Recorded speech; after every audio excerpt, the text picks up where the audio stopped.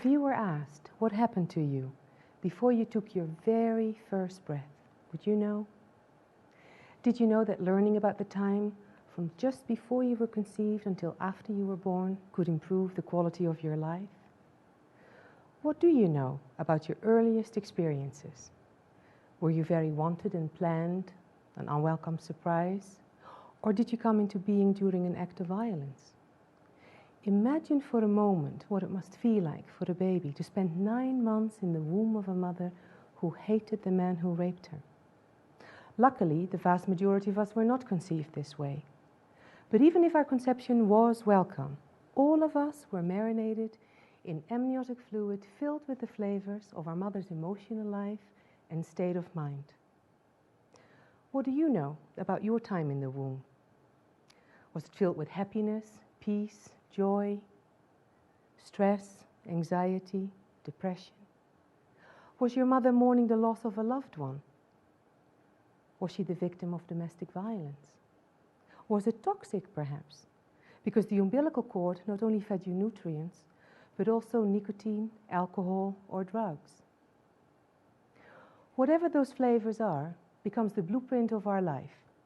It is not only what a pregnant woman eats and drinks, but everything she feels and experiences in her environment that has an impact on her baby's future health, intelligence, and well-being.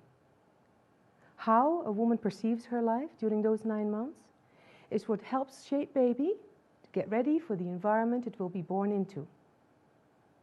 This is nature's way of ensuring our survival by helping us get ready for what is yet to come. Once we are born, our life often becomes a repetition of those earliest experiences. This is why we so often attract in life what it is we have come to know so well in the womb. More than 30 years of research in the field of pre- and perinatal psychology has revealed the profound impact and effect conception, pregnancy, and birth has on our life. Most people go about their lives without realizing how these early verbal, emotional, and somatic imprints play a role.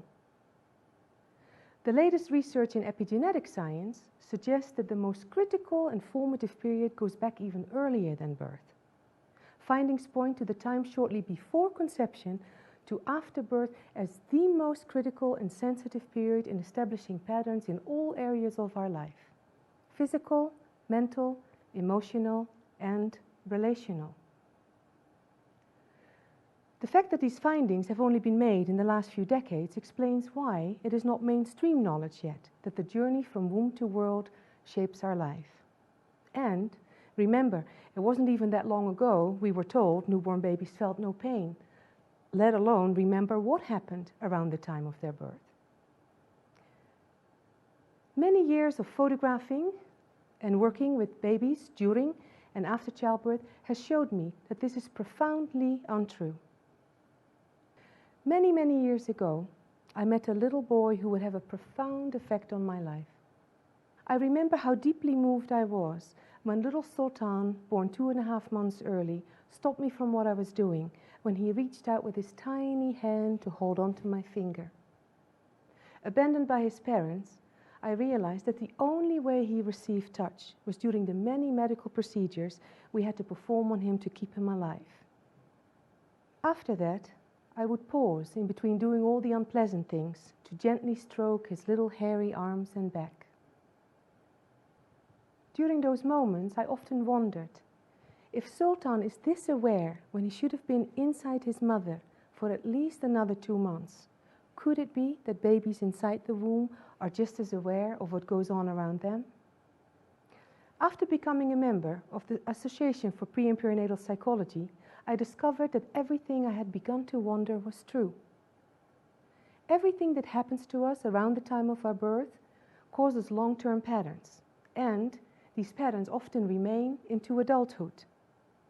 Adults that were born prematurely and spent several weeks in an incubator often continue to feel deeply isolated from the outside world, as if the plastic walls that once surrounded them had never really been removed. They're also very sensitive to bright lights, sounds, and touch. Most of the time, a nurse or doctor touches them, it is to do something painful, unpleasant, or scary. And Not only do they hear their own alarms go off when their heart or respiration rate drops, but also every time another baby requires immediate urgent care. When you come to think of it, it is not that strange that these patterns remain with them throughout adulthood. What I found really interesting is that when I talk to people about how the way we come into the world affects us, most people say, "It makes so much sense," or that they wish they would have known, because then they would have done things differently. During my life, I discovered that nothing ever goes away until it teaches us what it is we need to know. It felt like the garments in my mother's closet had become the wardrobe of my life. When I understood that her outfits didn't belong to me, I could begin to take them off and finally start to dress myself in my own unique fashion. A few years ago, I showed the lead singer of a popular rock band who suffers from voice issues this photo of an intubated baby.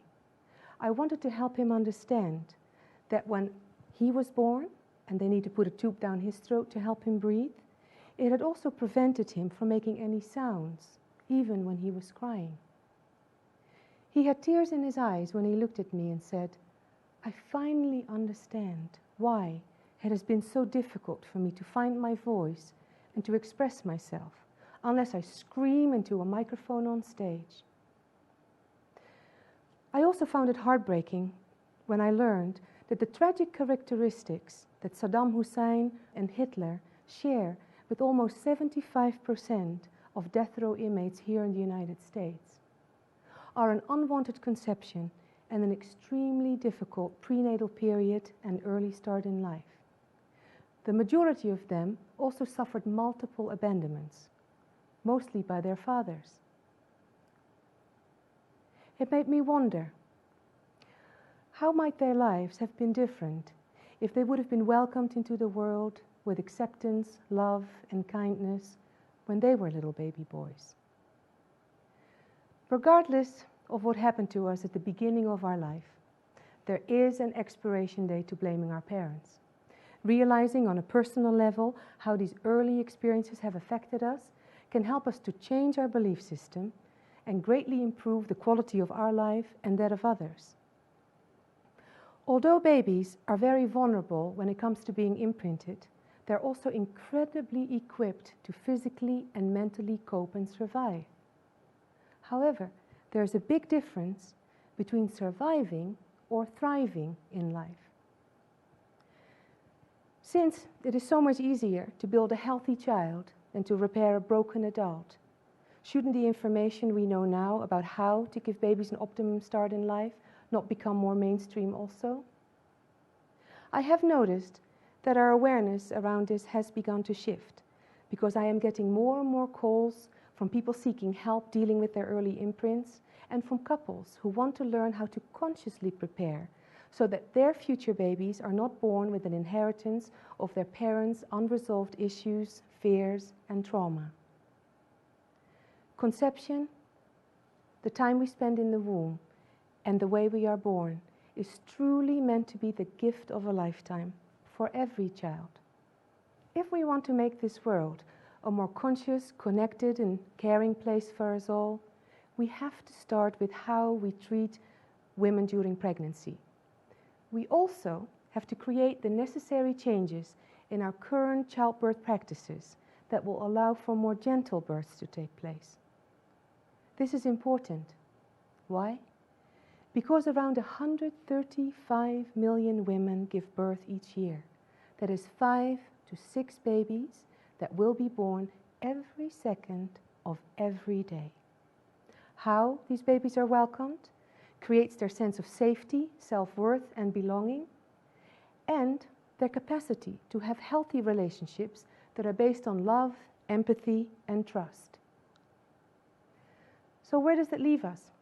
Well, whether you are a pregnant woman's partner, family member, boss, co-worker, care provider, counselor, teacher, elder, neighbor, or friend, imagine the positive impact your support can have, not only on the baby marinating inside the flavors of the mother's womb, but also on shaping the future of humanity.